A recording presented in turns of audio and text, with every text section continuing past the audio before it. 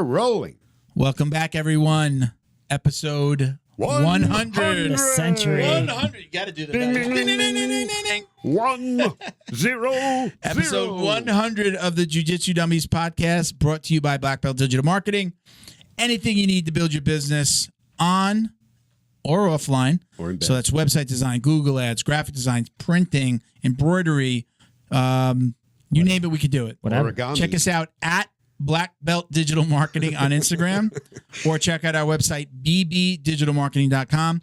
You can request a free review of your online presence today. Think they'll get upset for fucking up their spot there? What's that? BB Digital Marketing. Damn, what are they? No, it's too early. Very early. I'm the owner of Black Belt Digital Marketing. My name is Milton Campus. I'm a brown belt training out of South Florida. Bo behind the camera. 100. I'm like, where's the? Did I have the stripe thing in there? No. Yeah, it's good that you didn't say it. I didn't say it. I'm a I'm a three one stripe, no Oh, no, belt. that was just the one time. Yeah. I'm a one stripe, Bo no behind belt. the camera. Miguel riding shotgun. What's up?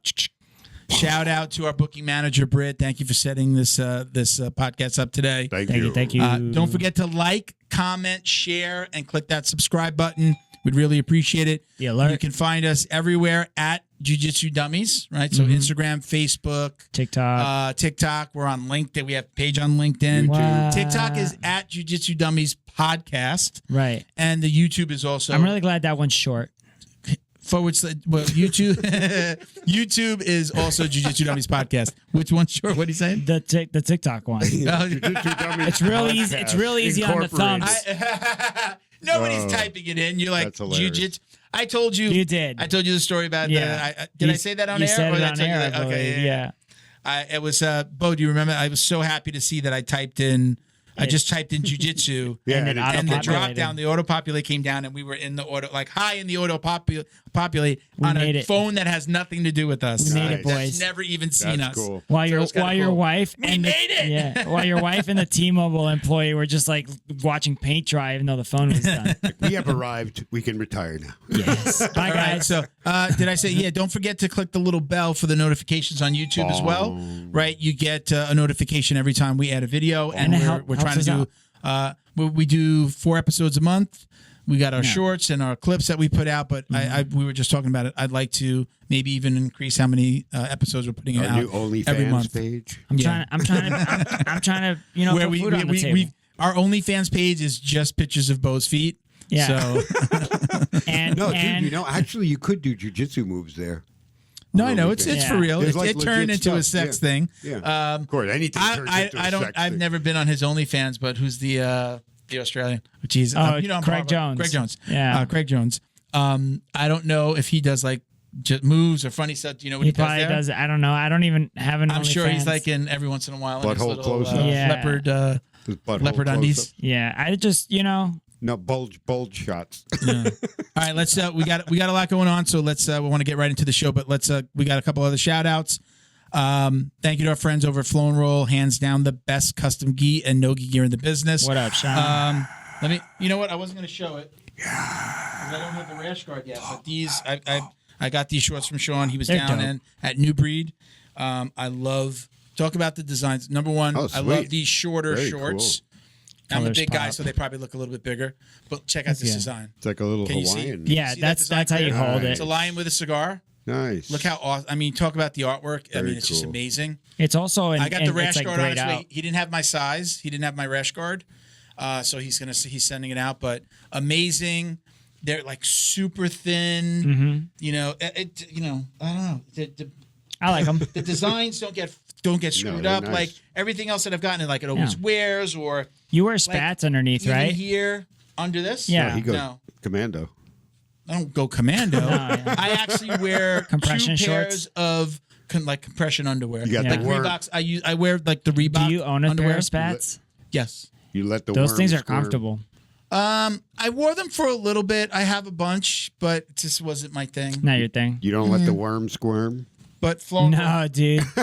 You don't let the worm squirm. That's something we got to talk about. I wear Somebody's two. got to I say. somebody wear pins you 2 down by the dick. pairs of compression. I wouldn't even call them compression, but without the Yeah. hole, like the Reebok underwear, gotcha. like the sport. Oh, I know I what wear you're 2 talking pairs of them just to keep. Yeah. Because if you don't, sometimes things Pero wiggle tú around sabes, and somebody yeah. gets a knee in there. Like it's a little extra, like on the junk. yeah.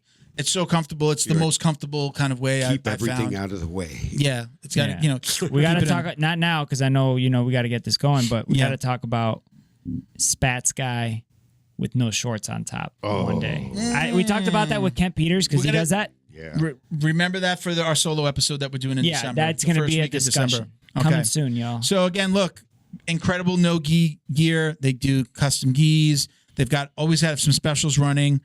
Go check them out at flow_n_roll, flowandroll.com, or send them an email at flowandroll@gmail.com. Right. They've got an incredible pre-order program. Mm-hmm. Their shit's off the hook. For gym owners. I'll put my reputation behind it. They have the best stuff that I've ever purchased. Like again, the Nogis. It doesn't wear. It doesn't get the little And the price point fuzz is balls. great. Yeah, I mean, and affordable. Yep. He's at a lot of the events here in Florida. Again, he was at the New Breed in Coral Springs. So go check him out. And if you order anything online, get 20% off with code JJD. That's right. OG. All right. I think I might go get that Roush, the Peace Love Jiu-Jitsu one because I really like it. Yeah. Just get on there, bro. shorts and- Get onto the pre-order. Pre-order. Thank you to the BJJ box. I got a tracking number today. We've got another one on the way. Obviously not in time for today's show. But thank you to Tony and the BJJ box for all of your support. They're Jiu-Jitsu's favorite monthly subscription box, right? It's delivered to your door filled with premium Jiu-Jitsu and grappling apparel, equipment, supplements, supplies, snacks, and a whole lot more. Mm-hmm. They basically find the best products in the world of Jiu-Jitsu and guarantee every box is going to be worth more than you paid. Okay? Or excuse me, more than the cost, right? So more than the cost of the individual items. Each box includes 4 to 7 items that you're going to love. All right? Use coupon code JJD10 to get $10 off your first order. And again, we've got a new box coming. We'll do an unboxing on the next episode. Yep. Thank you to Neutral Zone Clean. Right? Check them out at neutralzoneclean.com and at Neutral Zone Clean on Instagram and Facebook. Again, this is you probably heard us talk about Neutral Zone CBD. This is not CBD. This is Neutral Zone Clean. These are hygiene products.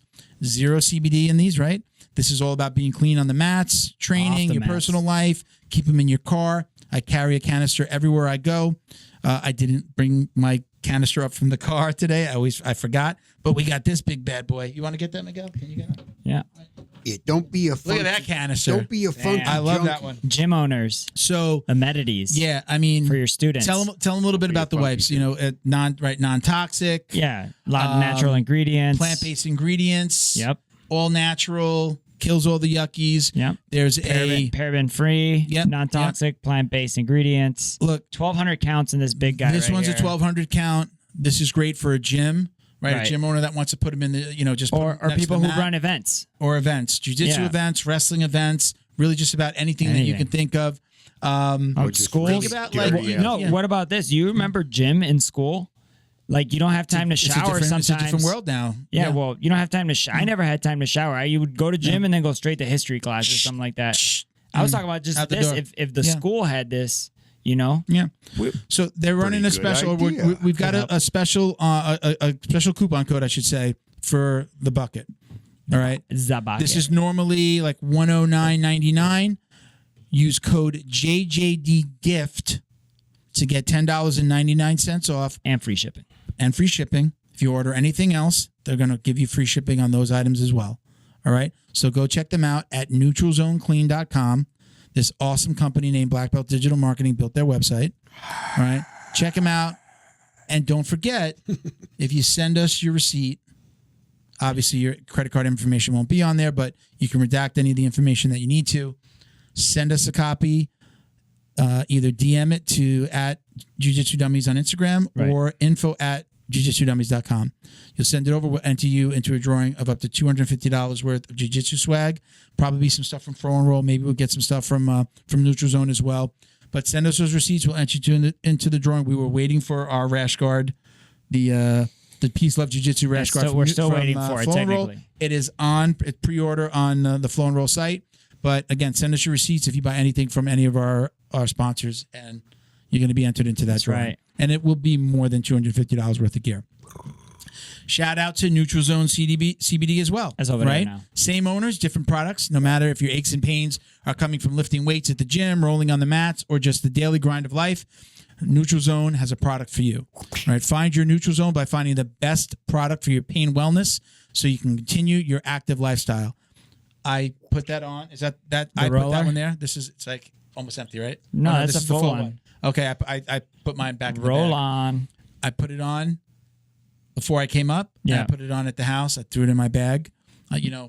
Always with the neck pain. I come in here sometimes and it's like, whole day at the computer. Yeah. Put it on my neck. That's my favorite out of just about everything. It does the job and it gets me going pretty quickly. Get that pain going. Pain gone pretty quickly. So love it. Check them out. NeutralZoneCBD.com and at MyNeutralZone on Instagram. Use code JJD. for 25% off. yes, Yeah. 25% off at NeutralZoneCBD.com. Congratulations. You And again, nailed thank it. you, Mike and Candy, for all your support. Everything. Absolutely appreciate it and love working with you guys. Mm-hmm. All right, so that's it. Is that everything? I Oh, we did that believe- quick. I believe so. Let's interview the guest. Let's do it. Let's get Marco. Let's get on. Marco in here. Let's do it. All right. 100. How did you? One Not 10th planet. Okay. hundred. 100. Is that 100 or is that 001? One. I do the 100. Smart. Let's Watch, get him in here, bro. Get the right Let's do it. fingers up. Let's Get the do right it. fingers. 100. Right, yeah. That way. 100's on that side. It's 00. It's episode 1. It's episode 1. All right, let's do this. We're in Let's there do ready? All right. How you doing, Marco? Welcome. Hey, great. I'm doing great. Thank you. I mentioned before, this is episode 100 for us, so thank you for doing this. It's a very special Nice. episode. Century. Thank you. Good. So you're you used to live down here in South Florida, Yeah. right? You're up in, was it Jersey? Jersey, Northern Jersey now. Yeah. How long were you down here? When did you leave? So I left in 97. Okay. And I was down there for almost 15 years. Okay. Family, Yeah. family, school. What were you down Yeah, here I for? went to, I used to live before that in North Carolina and before that in St. Louis, Missouri, but we moved down to Florida, South Florida, Boca Raton area. Yeah. Went to high school, Spanish River, Spanish River Sharks. Yeah. And then went to University of Florida. Yeah. And then I was working down in Miami for a while until I got kind of sick of it. And then, honestly, it was the weather. A lot had to do with it. Yeah. It was like the heat and humidity was just getting to me. It was like curling my hair and When so you had hair? yeah, Is exactly. this voluntary or is this forced? This is an acceptance of nature, right? Yeah. So my hair was no longer receding. It was in full retreat. It was in full retreat, and so I said the only way I can win this battle is, and I started shaving. So I convinced my father many moons ago. My father had the little like the clown. He had it around curly hair around the Yeah. sides, and then the little guy right here in the middle. Ooh. And I got him to I shaved his head for the very first time way back in the day. But I'm voluntary under here. I shave it myself. He's got But, he's got a great hairline. My brother-in-law, he's fighting at every step. He gets the same like short fade. That hairline's about down to the middle of his head. Yeah. yeah, I used to get the Caesar cut back in the day when it was Yeah. popular. Yeah. Just like combing down, but then when it got wet, I just looked I looked so ridiculous. Curly hair, like curly. Is it? Well, yeah, It was the just ways with this. Yeah. I used to get a Caesar back in the day. Yeah. I used to leave it a little longer. Now it's. I'm just like, I'm curbing inflation by not getting a haircut. I'm just like, look how long this is. This is ridiculous right now. I'm envious. So Yeah. Don't be. I'm happy. No hair, man. Get up in the morning. No, don't have to brush anything. Everybody at home hates it. My mom tells me to cut it every time she FaceTimes me. I still use shampoo and conditioner on my hair. Believe it or not. Yeah? I mean, I'm here. This is where I'm at. I barely shower. He doesn't shout. He's like, what's shampoo? So, Marco, let's talk about this. We're a jiu-jitsu pro. We're going to go all over the place. I know there's a lot to talk about. I think a lot of people will recognize you from your Instagram. I mean, that's where I know you from and first started following you. A lot of people know you from your dance videos. But let's start with martial arts and jiu-jitsu. How did you get into jiu-jitsu? I think I heard that you probably started around the same time that I did, but tell us your story. Yeah, so I was doing karate in town locally, and I realized it's a lot of people start kind of that. It is. route. It's like Taekwondo or karate. Exactly, right? It's the gateway martial art. yeah, it's like marijuana, right? Yeah. And so I realized that the only aspect of it that I really liked was the sparring. Yeah. And you can only do so much sparring in kind of the full contact Taekwondo or karate. So I didn't get enough of it, and I kind of dropped it. And I was just searching around, and a friend of mine at the time said, "Hey, come try this out." And I did, and I just fell in love. And I especially just loved the aspect that you're actually you're executing what you've been learning, and you're sparring, and that kind of just those endorphins just kick in. And every time I go out there and train, and that's why I think it's become so addictive with many people. And for me, the same way. So I started at the age of 44. That was like 9 years ago. Okay. And I've been very regular, training probably between 3 to 6 times a week, except for like a couple of times when I had injuries. And so I've been just lucky to be able to manage my life in a way that I've been able to do that. But that's kind of how I got into it. What was the transition? What sparked the jiu-jitsu? How did you find jiu-jitsu itself? Well, the funny thing is actually really close to my house, and the location of our school is such that everyone passes it, so everyone knows it's there. And it was a matter of someone nudging me enough to take my first class. And I think that's what it is, once you take that first class, I think it just starts that snowball and you're in it. Whether you like it or not. But it's getting that foot in the door. Yeah. I think we're always talking about it. Jiu-jitsu is love it or hate it. Yep. There's not a lot of in between. There's not like, you can't be like, well, I go to the gym once in a while, I ride the bike. If you're not going to jiu-jitsu regularly, it's going to be miserable for you. You're not going to be happy. There's no casuals. That's what we say. There's no casuals. You get the occasional guy that comes up, like tries to get restarted and his heart's in the right place, but it just never works out. I saw one of those last night at Open Mat. I'm like, where have you been? He's like, he's been a white belt for like 3 years now. Yeah. That whole bit. So that also sounds like fun. What? To just be like a 5-6 year white belt. And just crushing everybody. Yeah, exactly. No expectations. What did your family have to say about? I could say, okay, karate, not so bad, but jiu-jitsu, right away. Once people understand it, they're like, oh, that ground stuff from the UFC, right? What did your wife think? You've got kids. What did they think? They didn't really think much of it. I mean, I always do my own stuff, and so they didn't really think that much of it. They didn't really know what I was doing either. I tried to get my oldest daughter into it, but she didn't like the whole touching people aspect of jiu-jitsu. At that age, it was like kind of like, back then she was like, I don't know, 12 or something. And you're like, I hear that's a hard time. Yeah. Yeah, I'm not. Yeah, and I really wish she would have, and she still might now, but I think she just has. I think she'd be very natural at it to a certain extent.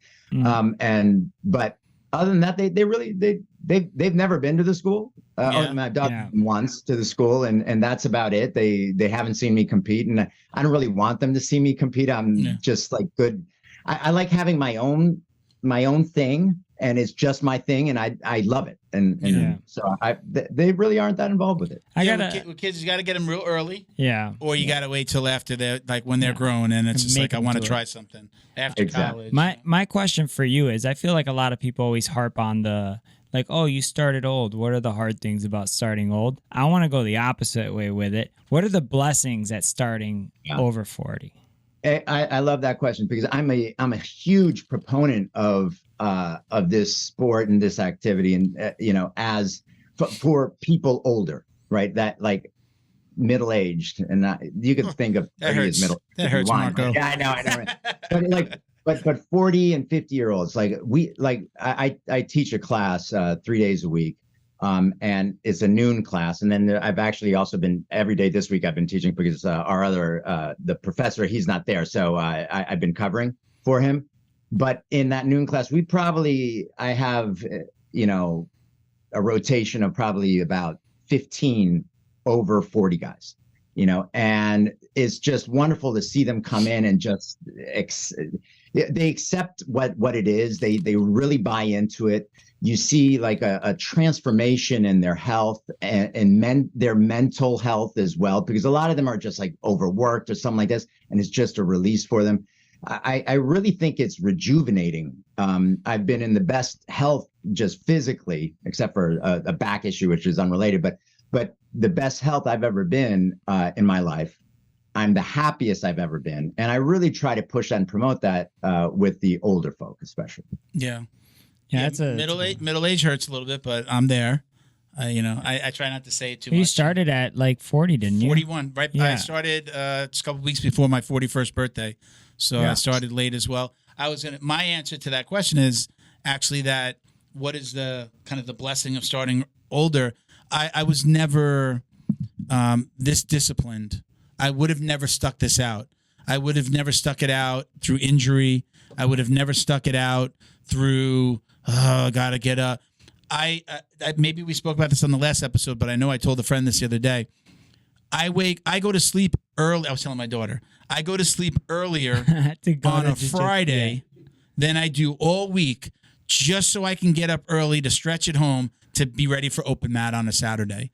That's when you know you're addicted. My wife and I, luckily my wife does some kickboxing, so she's got an early class on Saturdays and Sundays as well. So we pretty much get up at the same time and just, get ready. I used to have a cup of coffee, but I would have never had that discipline. I was going out to the club on a Friday and Saturday night.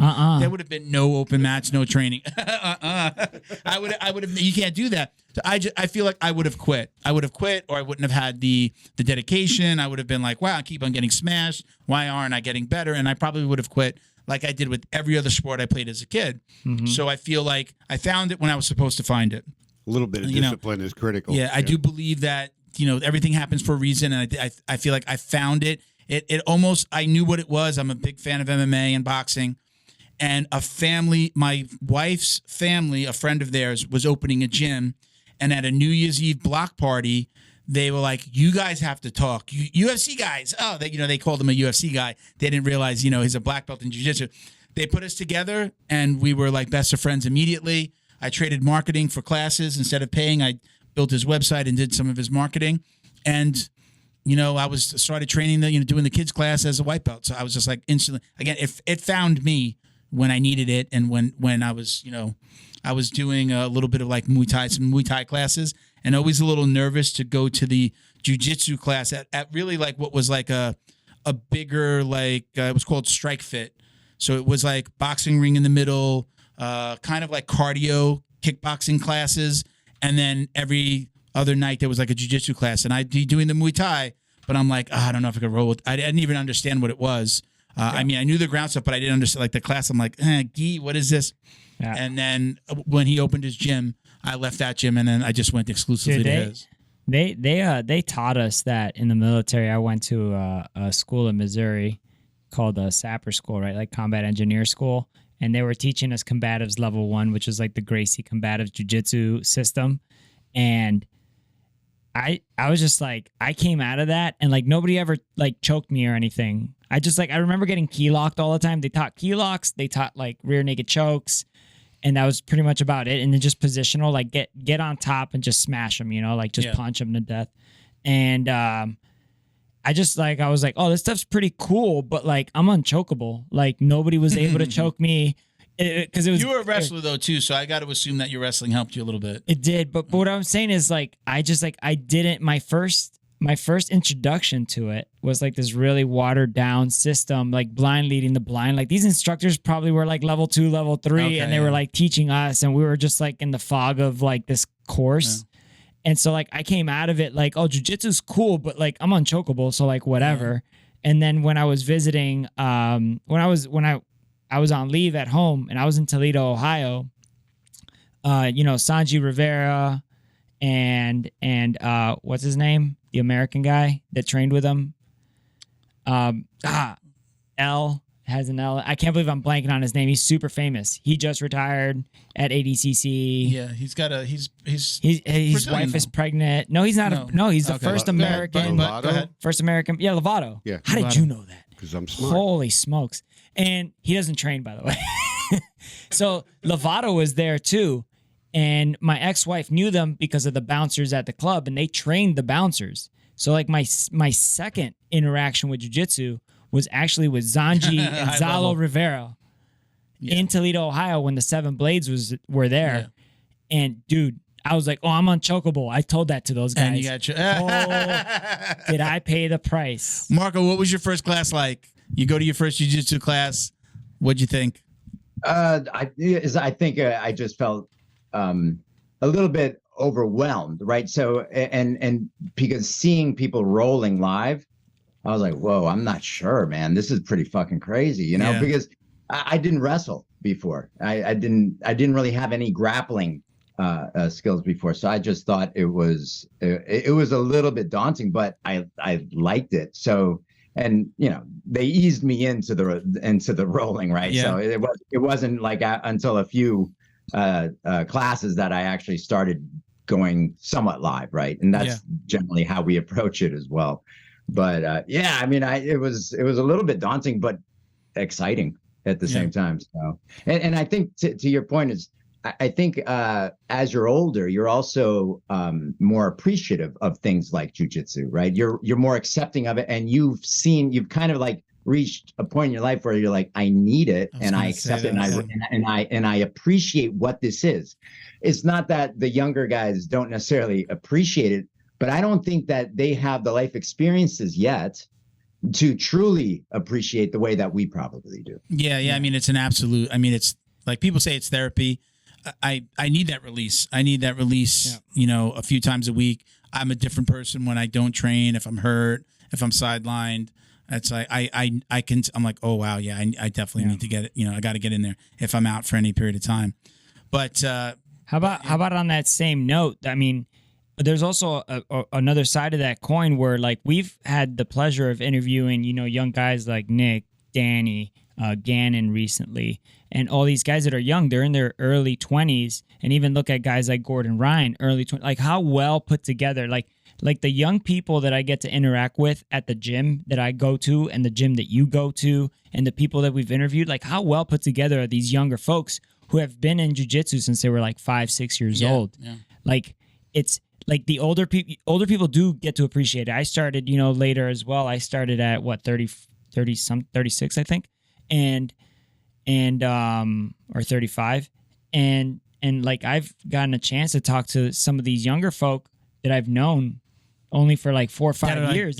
Graduating the kids class now, choking me out. It's not even that. It's just like their mentality. Like I just think like the thing that you're saying about jiu-jitsu, about like how it like makes you focus and it improves your regular life too. It's like, bro, these kids. I like what he said though about needing, like I need it more now than I didn't have the pressures when I was a single guy in my 20s and even my early 30s. Yeah. I didn't get married till I was in my 40s as well. Mm-hmm. So, you know, first marriage, you know, I was just like, you know, what pressure did I have? I had to cover my bills. I had to, you know, my rent, and it wasn't much. Like life, you know, again, I was living for going out on Friday or Saturday night. You know, right. I was like living for, everybody's working for the weekend. Yeah. Right? I was thinking of the same that was song. Me. So so it was it was different. I found it when I needed it, and I'm, you know, here we are. I'm 9 years in.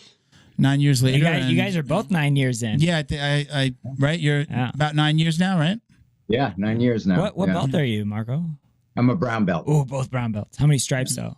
You guys do stripes? One kind of stripe. Yeah. I don't know. Like, my school just started doing stripes again. That's why he's bringing it up. It's like one of those things. Is like, I'm like looking at the stripes. I don't. Like, I think maybe at a white belt that might really matter, because like it keeps you just going. A brand new white belt and like a 4-stripe white belt. Okay, there's a huge difference. Yeah. But I think as you advance along the path, I think they're especially how schools are very different how they handle them. I think it's very blended, and I don't know. So I kind of missed the belt ceremony and stuff, and but I don't care so much about it. My stripes do tend to come off in the wash. Belt washer. Thank you. We know where Appreciate this it. is going. Yeah. Actually, I think we were talking. Didn't you send a clip earlier? I would love to hear your opinion on this. Sure. It was the mixtapes that are on Instagram with the showy roll ones, where they're like people call in. They were saying, this one guy was saying, is like, hey, I don't know what it is about all these people who are saying like, oh, I'm a no-gi blue belt or I'm a no-gi brown belt. Like, you have to be. Do you feel like there's a difference between, like, if you're a no-gi brown belt, are you also a gi brown belt, or do you think there should be a difference? In your personal opinion? I mean, it's interesting. I think they are very different. I mean, I think an advanced level no-gi person is going to do well in gi, but I just don't think that they could do nearly as well. And the equivalent isn't there, right?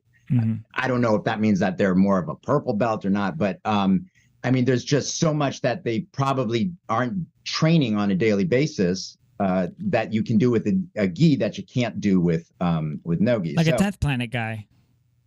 Yeah, but you know what? I like, for instance, I also think the reverse is very true. Yeah, and probably more true. You know, when you don't have anything to grab, a lot's out the window. I think, look, the gi guys are pretty useless for some of this stuff, and then once you start going to all the feet, you know, I mean, all the leg stuff, and it's a whole new game. So, but they're almost two different sports in a way. That's what I was thinking. Yeah. I thought that guy was wrong, even though I think he said he was a black belt in the thing. I thought you were going to talk about the belt washing. No. I thought you were going the belt washing route. No. I was going for that guy because I was like, you know, again, not the name drop, but like Joe Rogan has a ceremony where he got his black belt from Jean-Jacques Machado in the gi. And then he also has a very separate ceremony belt, for when Eddie Bravo gave him his black belt. Yeah. And that was like my first real like. Would you do that? Would you go to another school, start? Well, let's say go to a 10th Planet school. If I was start as a white belt. If you. Well, let's ask the guest first. Okay, you can ask the guest. I'll give you my answer. Do that? I've actually thought about that. Like, I would love to do some kung fu. Like, we have a friend that John Way, who owns a kung fu school, and they also do jiu-jitsu. And it's like, I see the benefits of some of the hand movement for hand fighting on your feet and even on your back. But would you ever say, I'm going to start over at a 10th Planet, or I would go here and I'm willing? The belt's just the belt. But I mean, I think 10th Planet is probably the difference. Like that, there's a whole system that you have to learn. Would you ever start over, basically?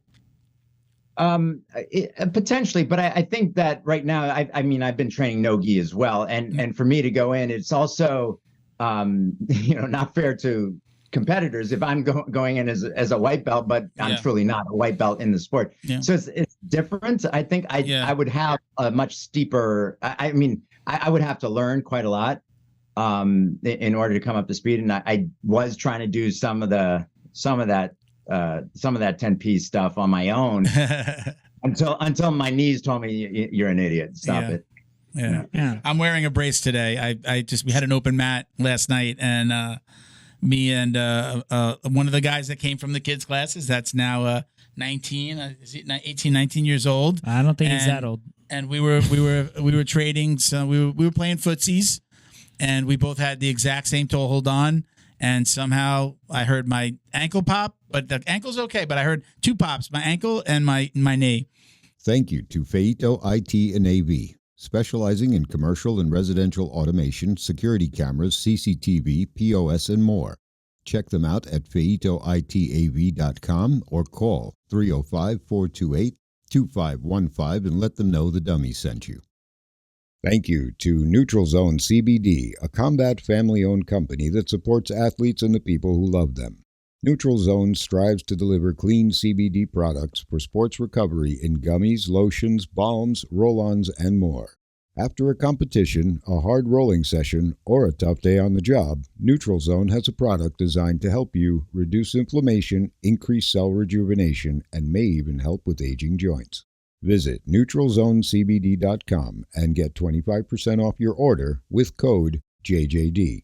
And follow them on Instagram too, at MyNeutralZone. Jiu-Jitsu's favorite monthly subscription box has now joined the Jiu-Jitsu Dummies podcast. The BJJ box is delivered to your door filled with premium jiu-jitsu and grappling apparel, equipment, supplements, supplies, snacks, and more.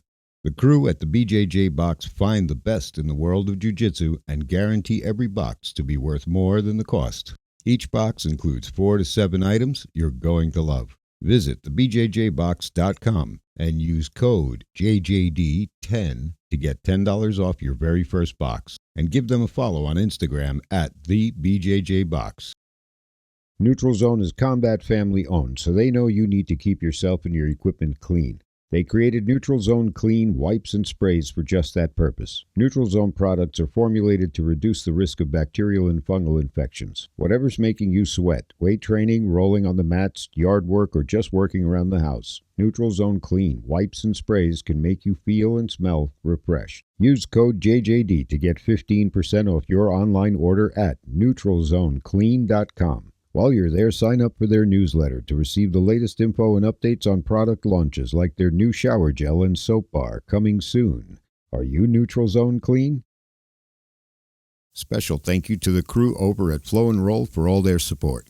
Flow and Roll is renowned for their incredible no-gi rash guards, shorts, and leggings. Flow and Roll has quickly become the premier custom apparel provider for academies big and small throughout the United States. Reach out today to discuss your custom order and ask about their incredible pre-order program.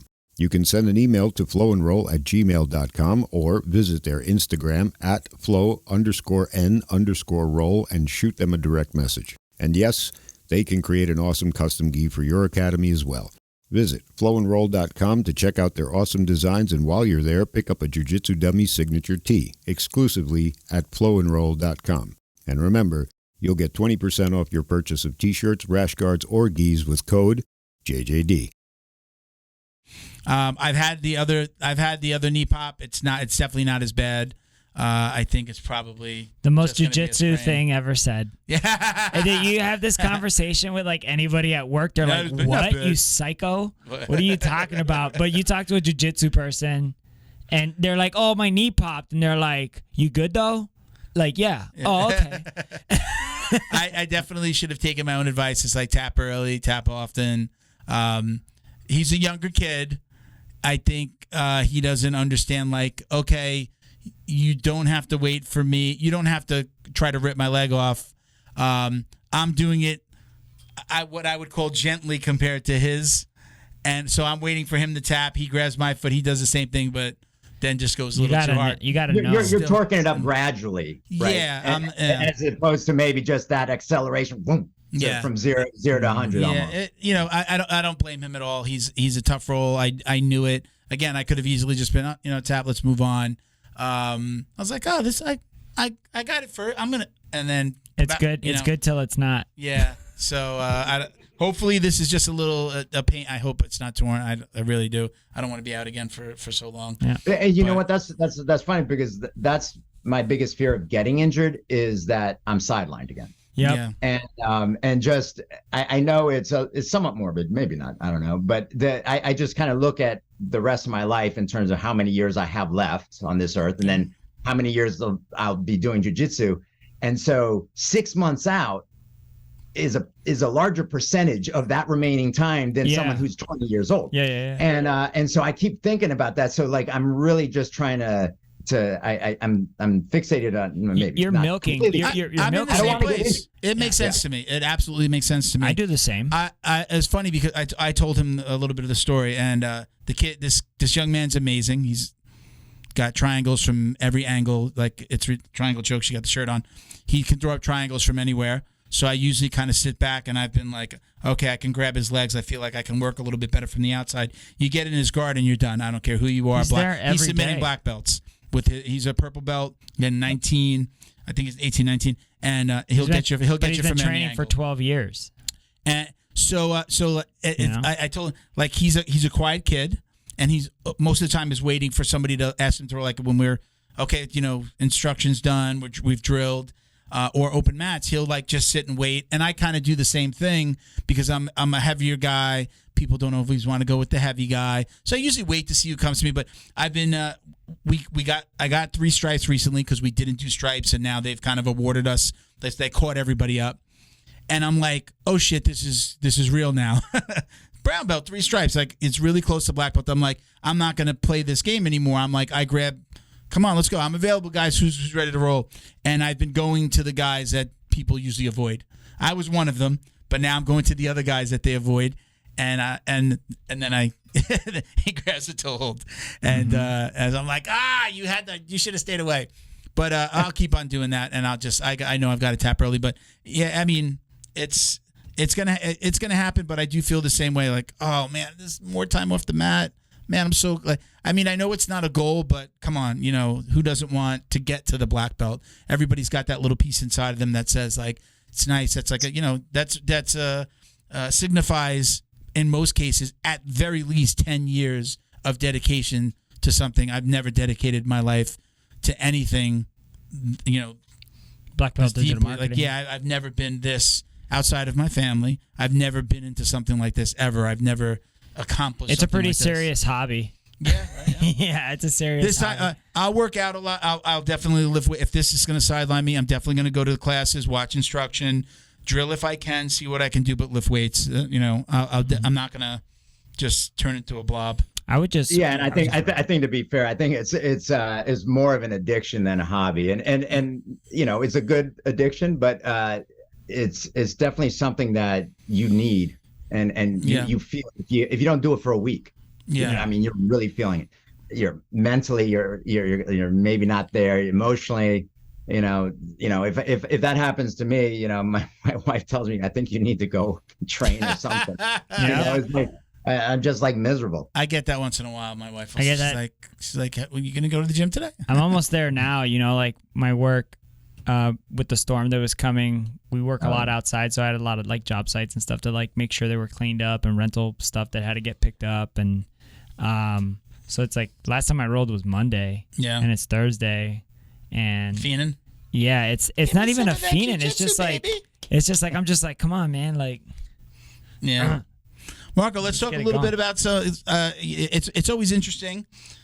We talk about it again that, a lot of times, you're on the mats and like, we don't always get to know like what you do at, like we know each other on the mats, and sometimes we don't necessarily like know what people do outside of it, but we always use like an accountant as an example. Like, you don't know, the guy next to you is an accountant. There's a lawyer over here. This guy's in the FBI. You don't even know it. Yeah. This guy's in law enforcement. Tell us a little bit about where you came from, and I know, sure. Like right into recently, I also like to hear a little bit about, kind of the dancing side, how all this happened, and I believe it kind of relates to your career. So I'll let you take it. At. Yeah. Sure. Well, I used to be an accountant. That's where I was going.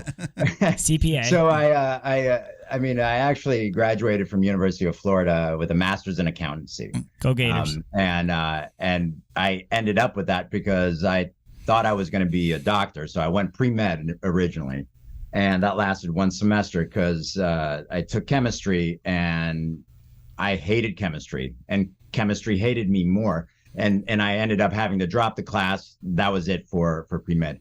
And I was just stumbling around, figuring out what I could do. And I took an accounting class, and I understood it. So I went and did it for the next, 30 some years.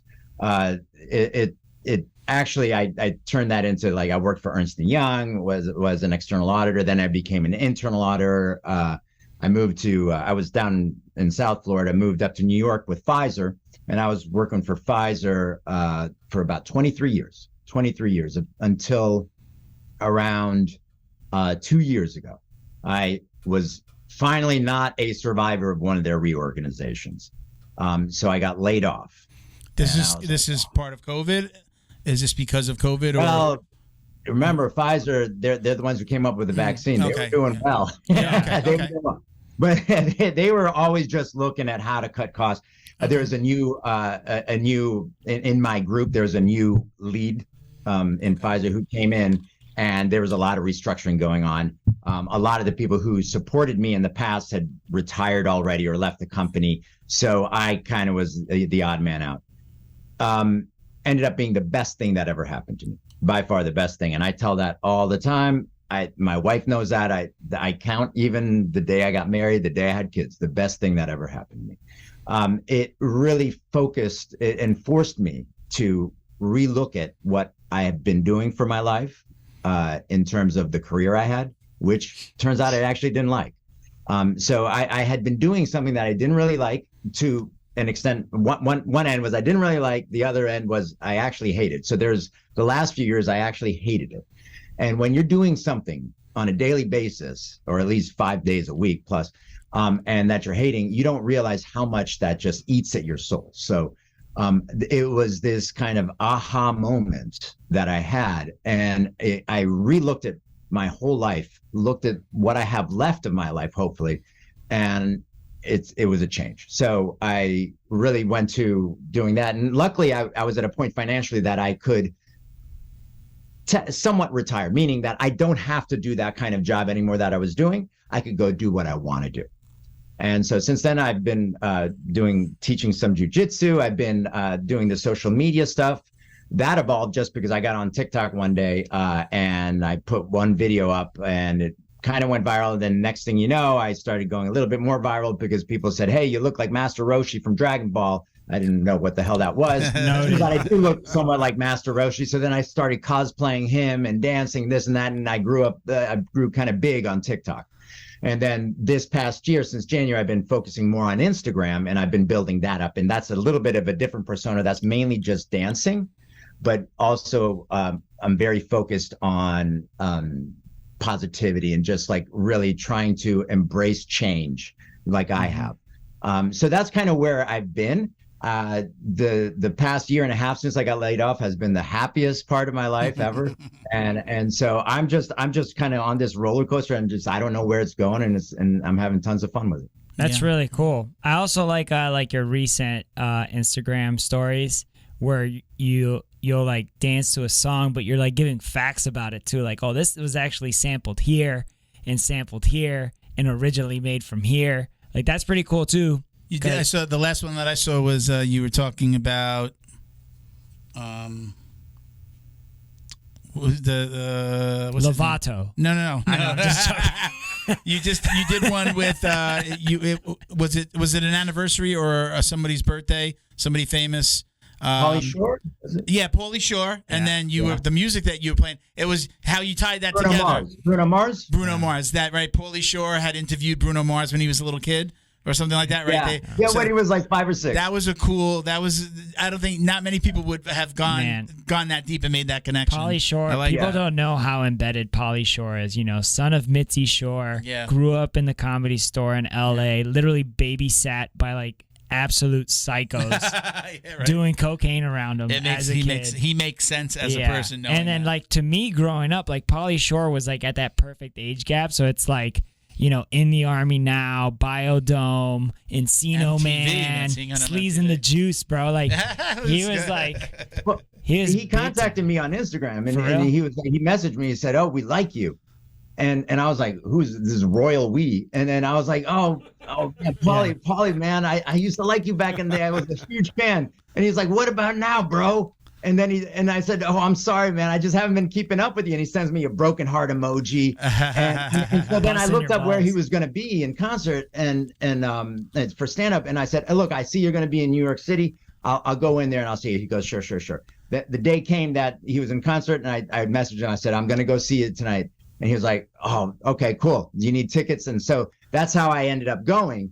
And I didn't know a whole background like you were just talking about, but his stand-up was basically an autobiography of his life with humor interspersed within. Mm-hmm. And it was stranger than fiction, right? Yeah. So like you were saying, like he grew up like with he wasn't even trying to name drop. He was just throwing all of these like famous comedic names. And I was like, holy shit. He could have said anyone, I would have believed him at that point, because he had the wildest childhood and then growing up. Yeah. I mean, he was like sitting on like Richard Pryor's lap in the backstage while like, somebody else was doing stand-up, and then like Chris Farley would watch him, and then like just absolute bonkers stuff, man. Yeah. We're gonna throw in Marco. We're gonna throw in some questions here. I'm gonna grab some of the ones that we have. We got a lot on the last post. You want to look up maybe pick a question or two that's your favorite? I'll look it up. And Let me see here. Did anybody ask how dancing helps jiu-jitsu? Yeah, I think so. Somebody had to have Yeah, there actually is that question. Let me go back here. We got a few here. Let's see. So what it's we got the first question is, let's see, Goldilocks 64. What made you start dancing in videos online? Was there an actual like, this is what I'm going to do? Tell us a little bit about that side of things. That's actually an interesting. I don't know. Probably I saw there was a trend on TikTok where they were doing some kind of choreographed dance, and I wanted to try it, and then I started doing it, and I seemed like a lot of people liked it, so I continued doing it. But I absolutely love doing them now, and I tell people sometimes, I want to keep it alive, so I try to do maybe a video a day if I can. I might not be in the mood to actually go out and dance. It's just like jiu-jitsu. I might not really want to go train today, but once you start doing it, it just kicks in, and you end up in a much better place mentally and emotionally than when you started. Funny how that works. How does your family feel? Like, is there like I mean, you're kind of famous. You are famous. You are famous online. I'm like maybe an E or F list celebrity. I don't know if it goes down that low. We're like Z list over here. Yeah. So I don't even know. What do they say? Do they? My kids don't even follow me on social media. Oh man, they're through the heart. No, their friends do. Their friends all follow me. They'll say, "Oh, I saw your dad's," and they just don't like that. My wife is supportive, and. You're doing it for you though. You know what I mean?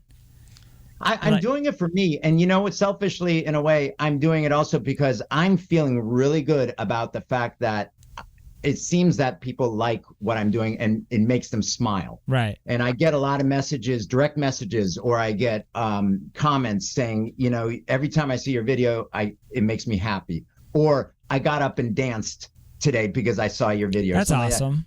I never had that kind of direct positive impact throughout my life, right? Yeah. In what I was doing, because generally as an auditor, which a lot of what I was, I don't like you. I'm not. Yeah, everyone just they hate you. So just having that kind of that positivity and that effect on people has been so fulfilling. It's difficult to explain. Yeah, way better than asking for somebody's CSR report, huh? Yeah.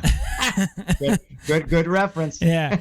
So I do have a question that I like. This one's from Leighton Flinty. He says, "Hi, bearded boomer." There's an underscore in there, I think, too. I'm just starting BJJ at 46 and need best advice. Thanks in advance. Sure. I get that a lot because in our classes, we have some people who are just starting out. We have trial classes as well, and they come in, and a lot of them are generally a little bit older. I think the first thing is, set realistic expectations, and to that extent is think about just consistency, coming in regularly as much as you can. Maybe it's 2 times a week. That's all you can do with your schedule, but make sure you come in those 2 times a week. Consistency is key. The other thing is understand that jiu-jitsu is this massive evolving puzzle, and it's going to take a while to start figuring it out, and you'll never probably fully solve it, but you're going to start figuring it out. And so what I usually tell people is, as you start figuring it out just a little bit, find a corner piece, right? Find that piece that really works for you. For me, it was triangles, right? I don't know how it became like something that I like, but my legs just seemed to fit in the right place, and I'm limber enough where I could hit triangles from pretty much anywhere. And that is what I used as my corner piece. And then I built a game around that, right? If you just have this giant puzzle and you're taking a piece from over here, a piece from over here, a piece from over here, because that's what you're getting taught in the class, and you're just, you're never going to fully kind of feel where it's going. You get a corner piece, it's easier to build off of the corner piece. And so try to find that something that you like to do that fits well with your thing, and then you build off that. Yeah. And that's where it becomes more fun, because now you have this little game, and you start expanding, but at least you have that little game that you people know you for that. That's honestly, I think that's like a huge badge of honor in jiu-jitsu, where it's like, that's that guy's move and you can't stop it. If you make that one mistake, they exploit it and you get caught, and you smile and It's you that. tap. It's that. Do it 10,000 times or something. Yeah, It's like- don't fear the man who practices 1,000 punches. Fear the man who practices one punch 1,000 times. Yeah. You know? Yeah. I sometimes I know my coach gets frustrated with me because I love like the north south or the lockdown. He'll be like, he'll make a comment when he walks by. All right. Oh wow, you got it. Oh again, huh? Yeah. Yeah. Wow. You know, and I'm just like, but That's your I default. love it. That's This your is- default. I yeah. know that's the thing. You like it. Yeah, I like it. They Yeah. can't stop it, and but I mean, again, He's just trying to make you grow. You know, that's his job. Yeah, no, I get it too. But, you know, but it's his. Like at least the lockdown is like his thing. Yeah. I went in there the other day. He was just doing a lockdown class. I'm like, this is great. I love this. You know. Mm-hmm. So we're like, you know, I don't. It's funny because when we see the kids compete, the kids are like carbon copies of our yeah. coach. It's always pull guard, half guard, Z guard, Dude, Sophia today. sweep. It's either triangle or get on the top, and then like Americanas, Kimuras. And congratulations. It's exactly the same. Yeah, Our professor, well, his My professor, professor, his old but professor. my old professor, Sofia Amarante, who's the wife of Felipe. She just got double gold in Rome today, but nice. I watched her footage, and that same pull guard arm bar got one person with an arm bar. That's the other one. The and kids do the arm the bar. pull guard arm. It's, I mean, if you watch, Ray's kid. Like Rocco, if you watch a highlight video, it's like it's cool, but I mean, like that's the game. That's what you expect, you know. Well, that in the sports side of it, it's like if I want to, you know, I'm good. You should be doing what's familiar to you. Spam. It's not time to be playing with other stuff. No. You play with the stuff on the mats till you get good at it, and then you This then you bring guy. it there. So the advice for this guy that I just asked the question for is like, you need to watch this video now when you start, and you need to watch this same question get answered a year after you've been doing it. Yeah. And then watch it again 2 years after you've been. It's so funny. Like you could watch the same video that you liked as a white belt and watch it as a blue belt, and it's like a completely different video. So Marco, your dancing itself, this wasn't like you were trained. You were a trained dancer, right? This just happened because of TikTok. But how has it started to play into your jiu-jitsu? I mean, is it like, has it made you change the way you roll? Has it made you more limber? Like, you know, how? Yeah, no, Talk about that a little not bit. At all. Stand not, up? Not at all. No. The only thing, you know, because I was trying to think of, because I figured dancing and jiu-jitsu would be coming up in our conversation. Mhm. And the thing is, I kind of realized that I was never taught. I never was trained. I learned on my own. I developed my own style with dancing. To a certain extent, I find that with jiu-jitsu as well. And I love that about jiu-jitsu. Karate was different. You had a certain series of, you know, katas and movements, and that was it. Right. But in jiu-jitsu, it's always evolving. You can create some new things. Right. And there's, you know, Chewy, jiu-jitsu, I love the guy. And so he actually talked about like how he doesn't like ever say, this is the only way you can do it. He's open to other ways of doing a technique, unless it's something really stupid that's going to get you hurt. But it's, and I really like that because I agree. I don't think there's one specific way of doing it. There is, and because of that, it's very fluid. And I find that kind of relates to how I approach dancing as well, because I don't necessarily know what I'm doing. I'm just doing it. So when I have to explain to someone, I have to think about it and then analyze it that way. And that's where, when I started teaching, it forced me really to look at and be able to explain the concepts behind it to people, because that's how you can best understand it.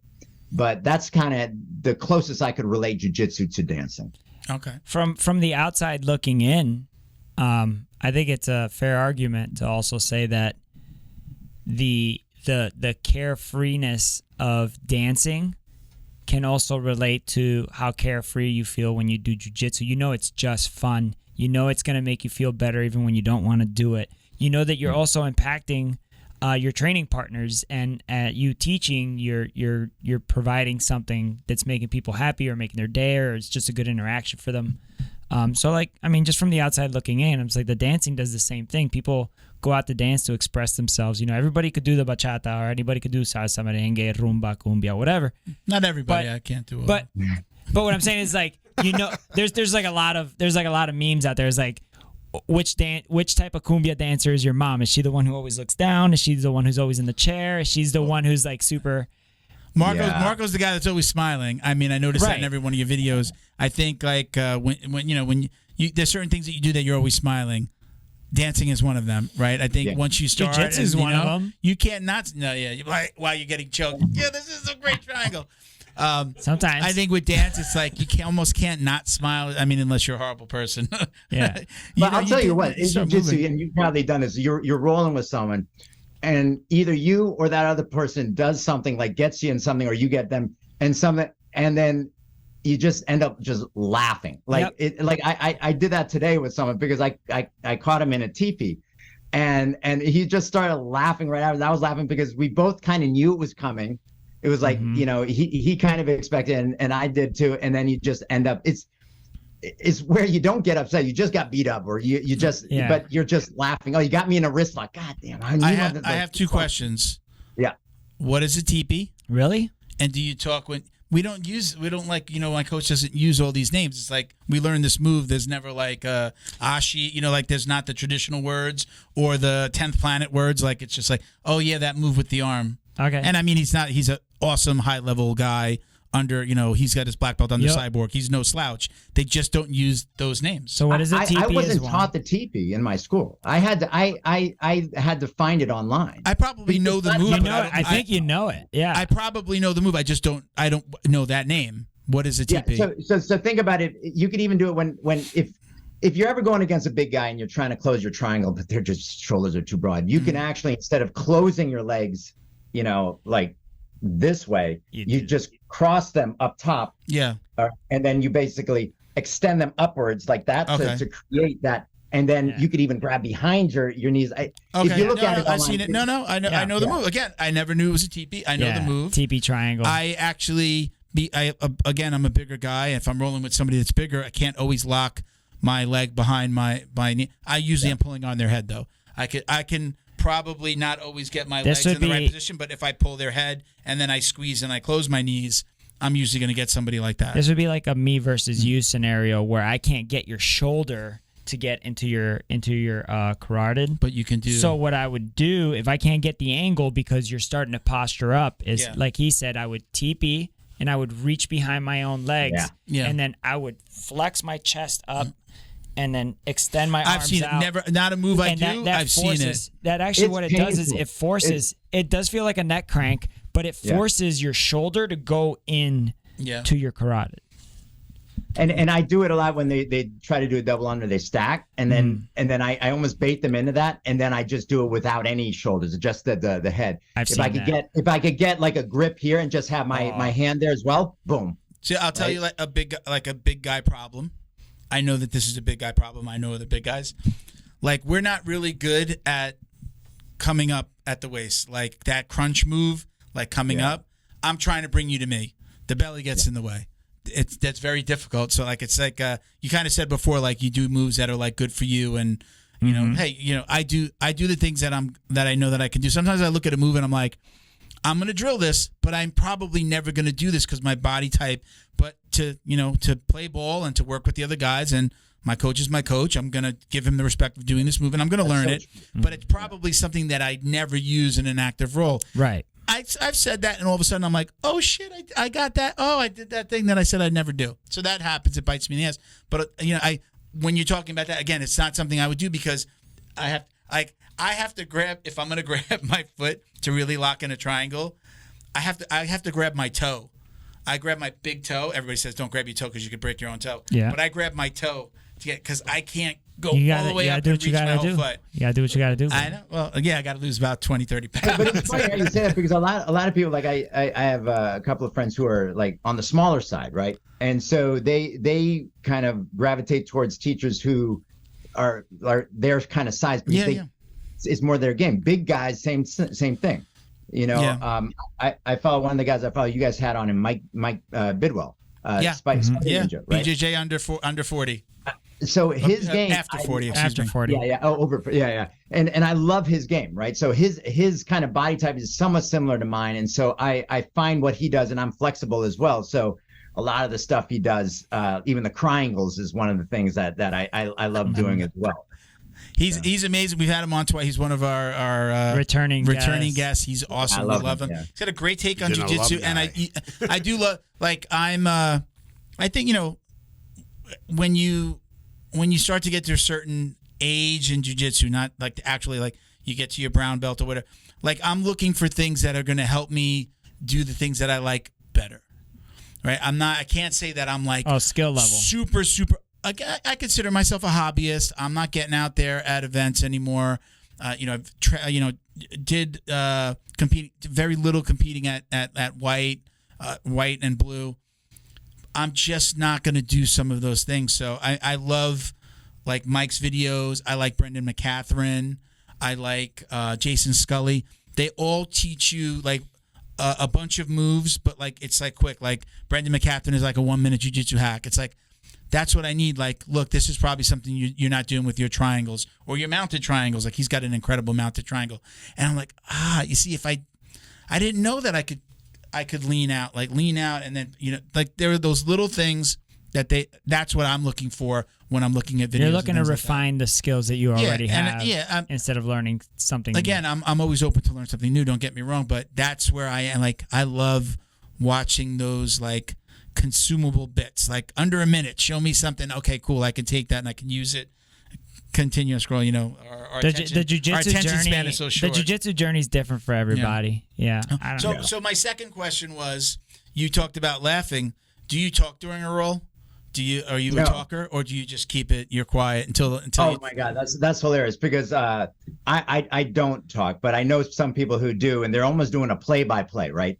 They're almost like doing a play-by-play. I have another friend. He giggles through, and it freaks me out because I think why is he giggling? Is he going to be doing something that I don't realize? Is it a tell? Yeah, guilty. Yeah. But you gotta love the people who it's psyops. start talking, start instructing once they're in a bad position. I don't do that. No, that's a no. That's a big no. I play psychological games is what I'm doing. When I talk, I'm like, I know what you're doing. I know what you're doing. For me, it's more like that, but it's also to have fun with it. I feel like I'm a jokester. I'm always making jokes and trying to have fun, and that's more of why. But it's funny for me, and it's more entertaining if I am talking. And then every once in a while, I give them like, "Oh, you sure you want to do that? You might not want to do that." Like give them some of that. I'm not at that level. Yeah. Where I could say that. It's just more fun for me. I know some people are like, they get really upset when you talk. They'll go harder if you're talking to them. And I know those guys, and I just won't talk when I'm rolling with them. Yeah. But unless you could beat them. Yeah, the guy, it's usually like a lower belt. You can be like, you can talk to him like, But I've never done the like stop. I had to stop somebody last night. I was in a bad position. The only reason my contact always comes out. One of my like if I get my eyes rubbed really hard. I don't know if you can see. I actually have a. You do? I do see it. Yeah. Last night I got a gi across the eyeball with the blue belt. What's his name? Ricardo. Hurtado. Sorry. Boy. He gave me a nice rash burn across my eye, and I was like this, and he was taking my back. I'm like this, and I'm like, "Can we stop for a second?" He's like, "Oh," like he thought I was hurt, and I'm like, "No, look," and the contact was sitting out. I took it, I threw it on the mat, and I'm like, "Okay, go ahead." I have to do that a lot. That happens a lot. Yeah. It happens a lot with Tom because he pressure. Yeah. So that's the only time I won't stop somebody if they're or guide them into the submission so that you're subconsciously making them feel like I gave it to you. I don't do that shit. I think that's bullshit. Yeah. I actually stopped wearing contacts because of that. Yeah. And because they just kept falling out or like getting rubbed off, and I was like, ugh. I might have to. Go ahead. I'm sorry. I didn't mean to interrupt. No, it's very liberating, actually, to be honest. Like, I can't see much because I really have bad vision, but how much do you use your eyes anyways while you're rolling? Really? Well, and you're close enough. Yeah, well, we actually had a blind student. Mm-hmm. He didn't stay for that long, but he was blind. Didn't see blind. that coming. Yeah, and he he's here until Thursday, folks. Try the meatloaf. I'll be here all night. So I mean, it was then I was like, if he's able to do this without seeing it all, then I should be able to do it just seeing blurry stuff. So my thing is, I gotta get I don't have regular glass. I shouldn't say I have a pair of glasses. I keep them at home. Every once in a while, I take out I wear my contacts day and night. Every once in a while, I take them out. I put those on for like just when I go to sleep. So, put them on, take them off when I go to sleep. But I always wear my contacts. So it's like I don't even think about it. It's like I went to class. I'm rolling with everybody, and then it's oh man. You know what you need? I still had one, so I was able to drive home. But my wife asked me, she says, "What?" She's like, "Why are you wearing them to class?" I'm like, "I got to get there and back." Ooh, that's a good point. I might have to start to graduate to maybe taking them out you and wearing glasses on the way. But my actual excuse to her was, besides the driving there and back, as I said, I don't. The instruction's going to be so blurry, and I'm a detail guy. Like I like. Where I need to see exactly where your foot is and how is your hand. Or are you holding here? Are you doing the monkey grip? Or do you have it here for some reason? Volunteer to be Uki. Yeah, that's even worse because then you're feeling it but not seeing it. I put my glasses on and then when they're doing the instruction, then when we're ready to drill, then I'll just. A lot of dudes in my gym do that. I do have a friend that just started working at a LASIK place. Yeah, and I don't think that's how they. You need a that makes you not want to get it. What do? LASIK. I'm good. No, there's a place in Hialeah. I'm good, bro. They do it. You need a prescription scuba mask. That would be funny. That would be funny. Prescription like, scuba I don't have mask. I forgot my glasses, guys, and come out with the scuba mask. Steve. But so I had enough. So we talk. What about music? Are you you're a dancer? I know you've got to love music. I've heard you talk about saving music into your online. Are you a music guy? Do you have to is the music always on when you're training? Yeah, definitely always teaching. On. And I love playing a lot of old school funk, old school hip hop. Ah, nice. Like George That's Carlin. generally what I have, and I find a lot of stuff on Mixcloud, great mixes. So I spend time searching Mixcloud for so I have a good set of playlists. Mm-hmm. And then I whip that out, and I love that vibe. I love that funky vibe. So nice. I play a lot of that when I'm training. I totally dig funk. Yeah. I when I'm rolling, I just want noise. I like anything. I like so many different styles of music. They can play anything. The new coach plays like sounds Brazilian from Guantanamo music. Bay. Like funky, like Brazilian funky, or I couldn't even tell you genres. Brazilian funk is awesome. Brazilian funk and Brazilian lounge for rolling would be great. Yeah. No, the Brazilian funk from like City of God. You remember that movie? That was awesome. That was from the 70s. Not me. That's a Deus. I wasn't there for that. I'm sorry. Yeah, you were still crawling around in the womb. in the 70s? No, I was hanging out with my dad. Oh, were you? He was carrying me around. Yeah, still. Yeah. Yeah. How old were you? Like 2 or 3? I was in there. I was with my dad. How old were you? I was in his sack, bro.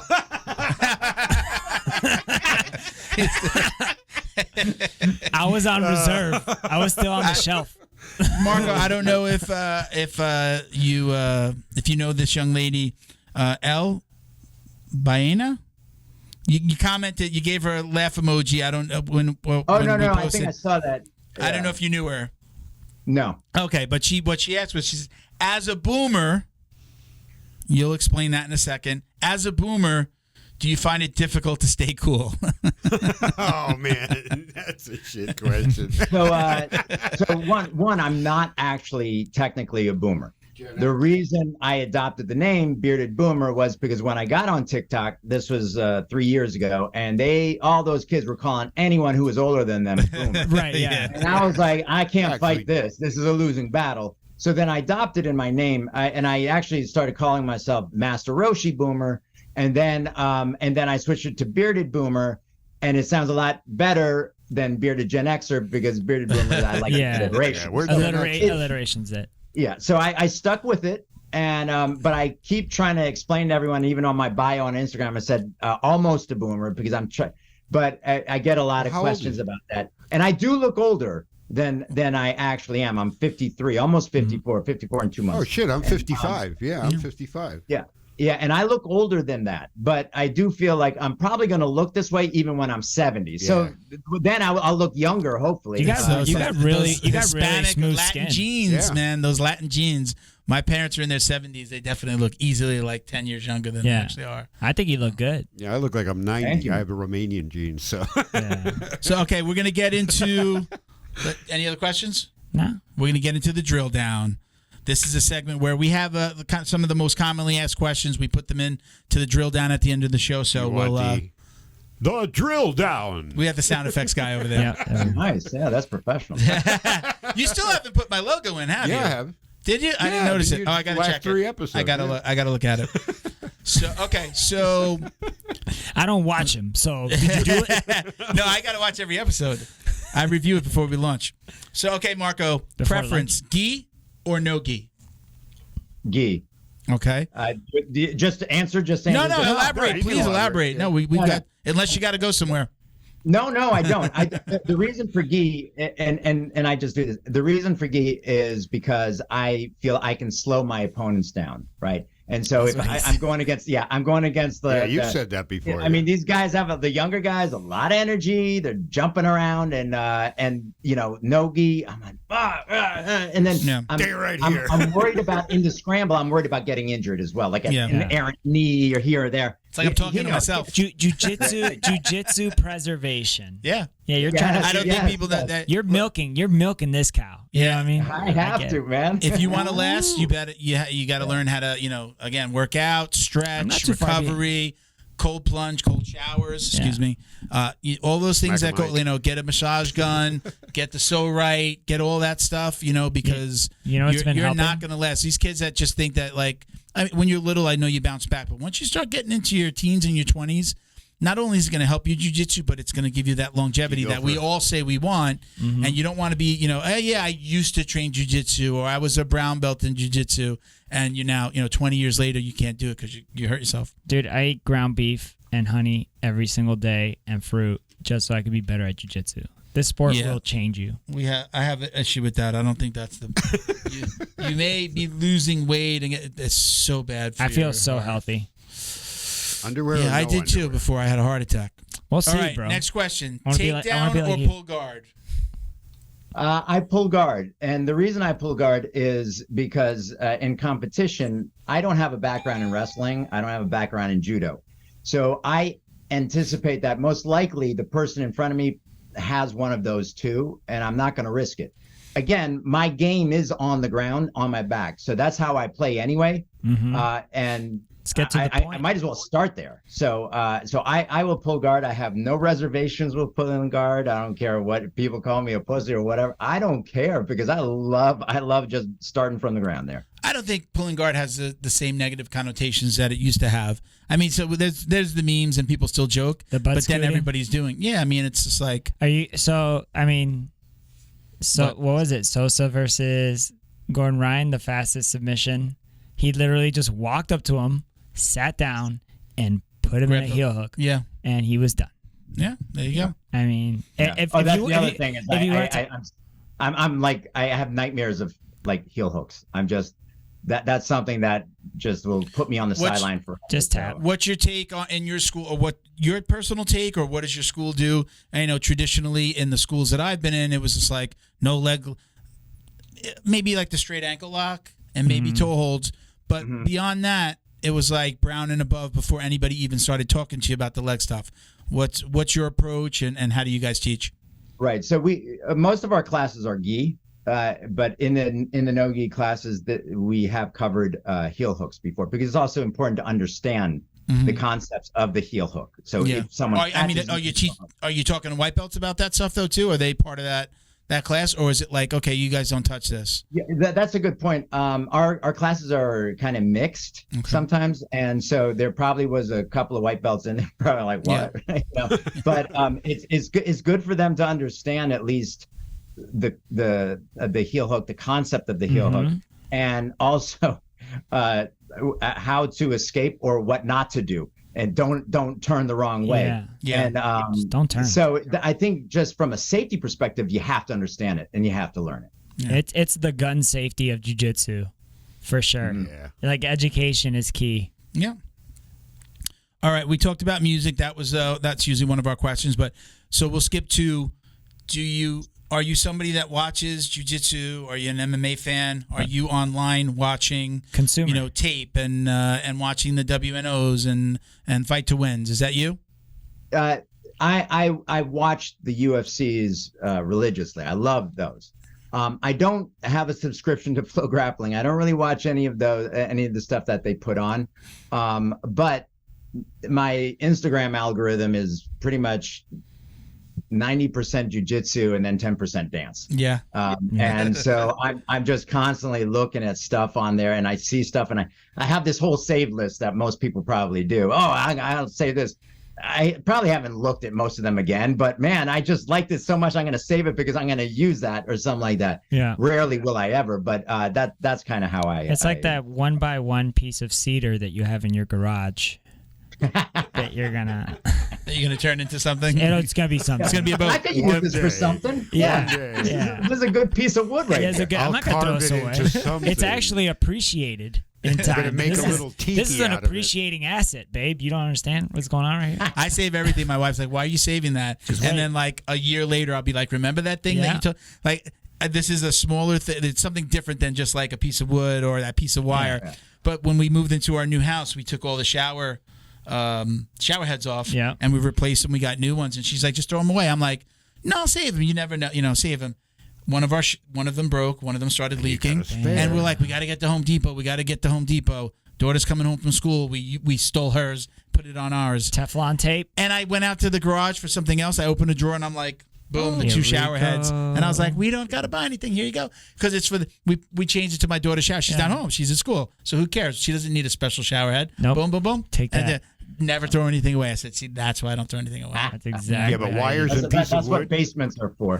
I've got the little plastic Tupperwares. Well, I have you a need nice those, little 'cause that's one of MacGyver those shit. drawers, those tool drawers. That's MacGyver shit. Yeah, When I have all the little Tupperwares with all the little freaking brackets, and nothing gets thrown away. It's gonna get used at some point. I'm forever in the kitchen.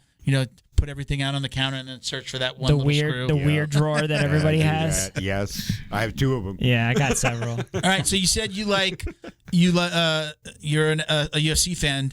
Do you have a favorite competitor? Do you have guys that you like to watch? Or gals.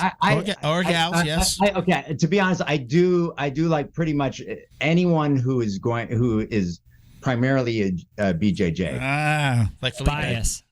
I don't like it when I honestly don't like it so much when they're just all doing stand up. Yeah. And I really like it when they go to the ground, and that's where you see it. Right. It's so funny because so many people like that don't know jiu-jitsu, right? They're like, stand them up, right? I yell it. I yell like it all the time. As a joke, but I yell it. Yeah. Dude, big card this weekend. Big card this weekend. Oh yeah. Who do you got? I don't know, man. I don't want to jinx it, but I don't know. I honestly I think that it's a toss up.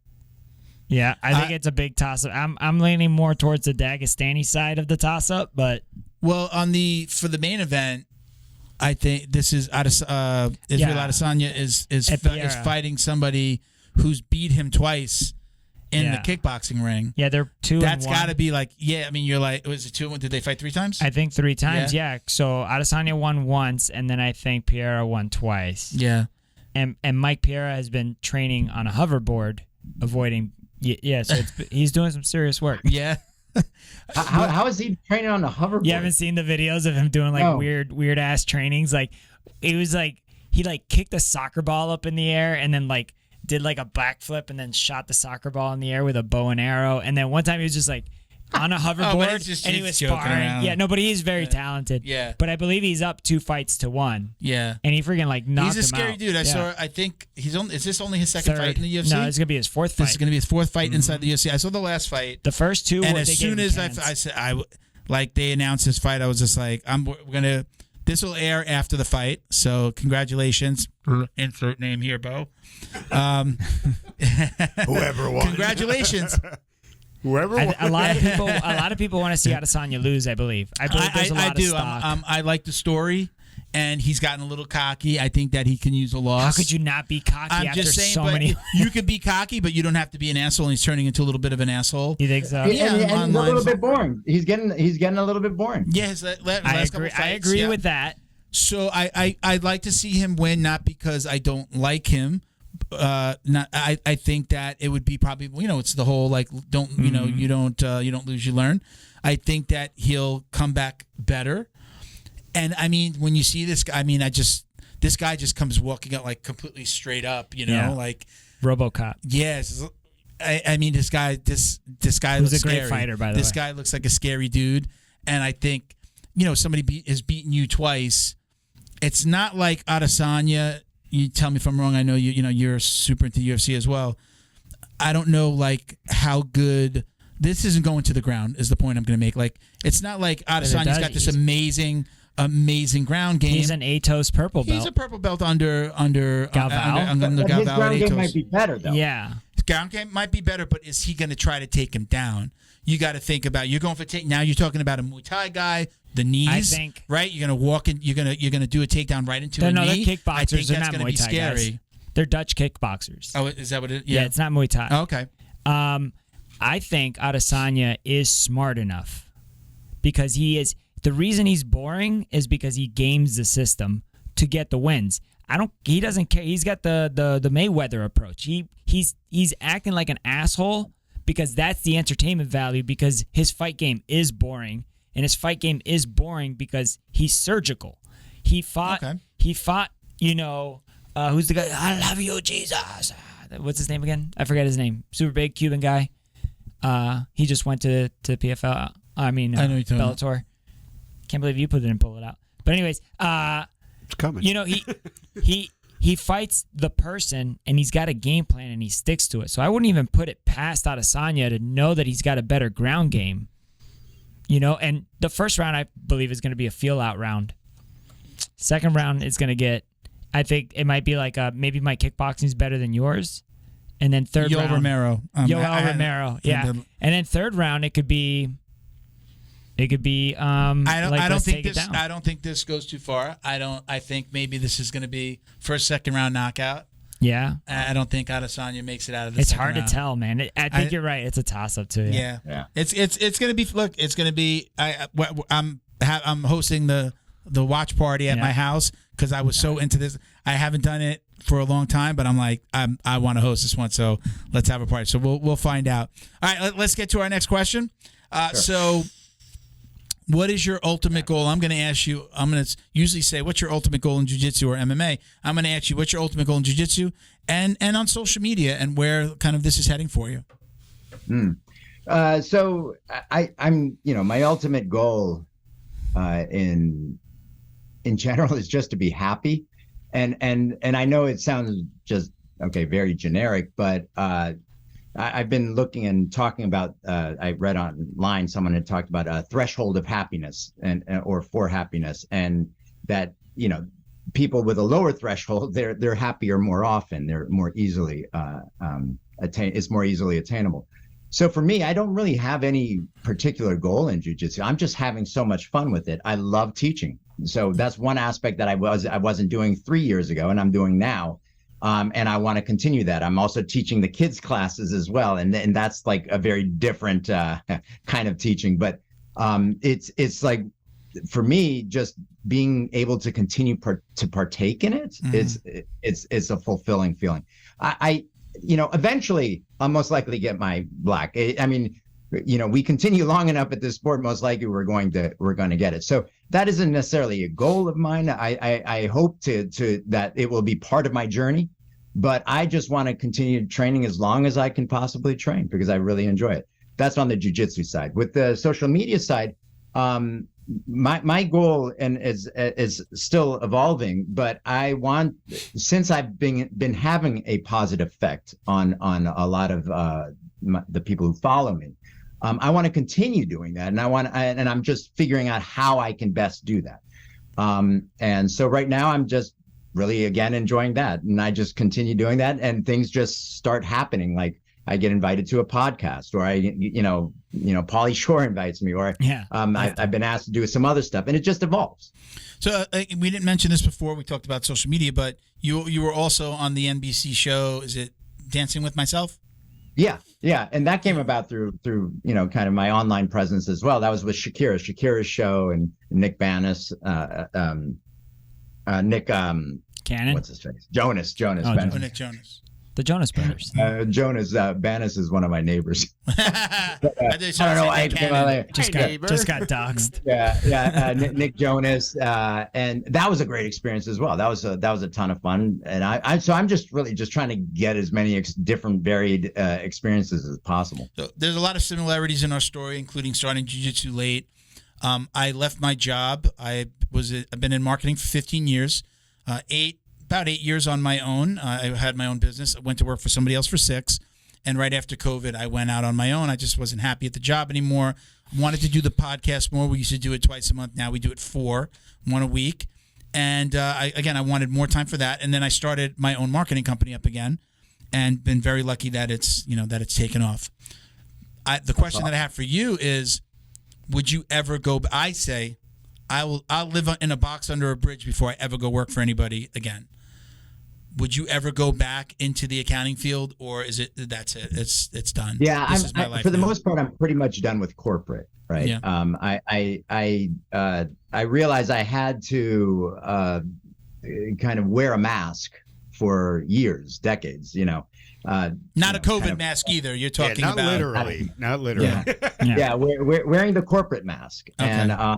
and so I really didn't enjoy it, and I realize that now. So I don't think I would ever. I can't say 100%, but I really can't envision that. Luckily, I at this point I don't have to, and we'll see what my life, where it leads You're to. creative and free spirit, man. That's Yeah, that's I'm really tapping into that. Thanks for saying that. I really feel that now, and so I'm trying to take advantage of it. I mean, I look at the rest of my life. Let's say my dad passed away when he was like in his early 70s. So I say, okay, I'm probably going to live until I'm like 70 years old. I'm picking that just because that's how I feel. And I don't look at that in a bad way. I'm saying, okay, I have 17, now maybe 16 years left. How am I going to use those 16 years, maximize the happiness I can in those 16 years? Right. Right. Because that's 16 years. Everything's a countdown. Right. But I'm trying to just enjoy every fucking day, man. So that's how I'm really approaching it. And working for the man, working for anyone like that is in a corporate environment. If that's not going to be fulfilling enough to me for that day to be happy, or for that year, for the next few years, then I'm not going to do it. Yeah. Good. Yeah. That's good. That's awesome. That's awesome. I Well love said. it. Love that. Normally, I toss it to Miguel to ask the last question, Mm-hmm. which is, do you wash your jiu-jitsu belt? You've already told us earlier in the show. That's like our drum roll, please. Yeah. But talk to the people that don't wash their belt, and tell people why they should be washing their belt. Yeah, I commented on your post that, I mean, is there any other article of clothing that a person has where they sweat in it and they don't ever wash it? Underwear. I don't think I actually, and I was compared to those people who, in their underwear, what they do is they fucking turn it around, get another extra day, flip it inside out. Like, so you got 4 days, man. Oh, man. And it's not even just your sweat, right? right. So it's like even An more disgusting. accumulation. I go home crowd sweat. when I go home, I tell my wife will be like, try to give me a kiss. I'm like, I mean, your sweat. I've got sweat all over me, including my mouth, like your lips, your beard, your hair. I'm like, honey. I'm like, Well, I do. Excuse me. I do clean myself. I know. I Me carry a too. towel and I use my neutral zone. But I still tell her, hold off. People, I left it at the gym for people to try, and I got to get another one. Yeah. Yeah. I have you can take this bottle if you want and refill it. Oh, for real? Yeah, take that one. I have another one at the house. Okay, but what are we going to put here? I got another one at the house that I'm going to bring. Darling. There you go. what is that? This is a Neutral Zone Clean. It's Neutral from one of our Zone Clean sponsors. wipes It's a and body. liquids. This is a body spray. This I don't know if you can see this big boy over here. Right, this is the It's like a refill. refill. But I take this, I spray it on my body at the end of a session, a training session, and then I usually carry a towel. Either I've got a couple of towels. Neutral Zone gave us some towels as well. So I carry a towel in my bag, and I just wipe myself down Before the including my ride face. home. We had a sponsor early on in the podcast that sent us some stuff. I think they actually went out of business. I thought it was BJJ box and it came in it. No. They had this bottle, and the company was doing wipes. Neutrals. We actually had, can you see the big bucket here?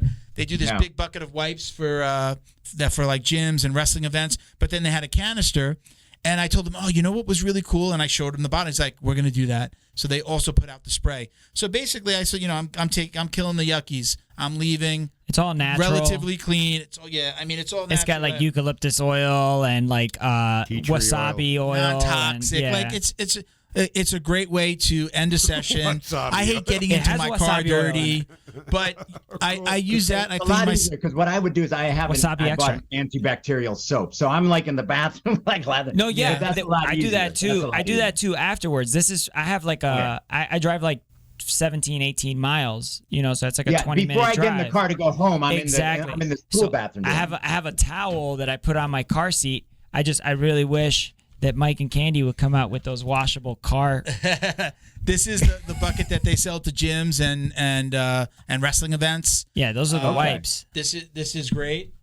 Get yours at Neutral Zone Clean. Yeah, we'll do that later. Yeah. But then they also have a canister. I carry the canister in my car. If I go pump gas or shaking hands and get in the car, I put it there. I also hate getting into my car like all sweaty and nasty. Yeah, no. But sometimes I get in with my gi pants and I'm like, well, you know what? I spray myself and I clean everything off. But there's nothing that scares a BJJ practitioner more than staff. And MSRA. It's maximizing. If you get staff, you're off the mats for a couple weeks, and it's even worse because you can't even justify it. It's not like, oh, my elbow hurts so bad that I can't do warm ups. It's like I just got this stupid thing that I'm gonna give to somebody else. And I'm here taking antibiotics, destroying my gut, and I'm going to feel like crap, and recovering's going to suck. That guy that's got tape around some odd part of his leg. Yeah. What's that? Yeah.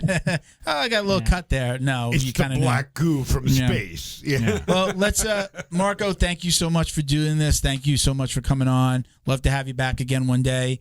Definitely when you get that black belt, we got to have you back on. Oh, yeah. But I wanted to give you a minute to anybody you want to shout out, any sponsors, anybody you're working with. Now's your time. I'll just shout out my school and a couple other schools. My professor, Kevin Sheridan, I started with him as a white belt, and I might be the first, once I eventually get it, maybe, the first black belt to ever go through the entire program. So that'll be an honor if I ever get to that point. Sheridan BJJ here in New Jersey. I have some friends over at Maximum Athletics over in South Plainfield, New Jersey, and Inverted Gear Academy over in Bethlehem, Pennsylvania. I don't know if you know them, Nelson Fuentes and Hillary. They're they're the owners of Inverted Gear, the brand as well. Yeah. Thanks to like everybody who's been helping me. I get some stuff every now and then. Like I got this from Epic Roll.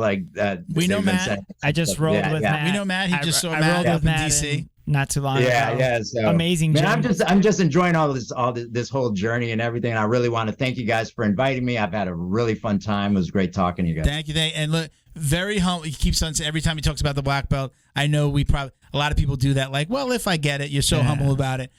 As long as you stay relatively healthy and you can get out of the mats, it's going to come, and it's a lot of times sooner than later.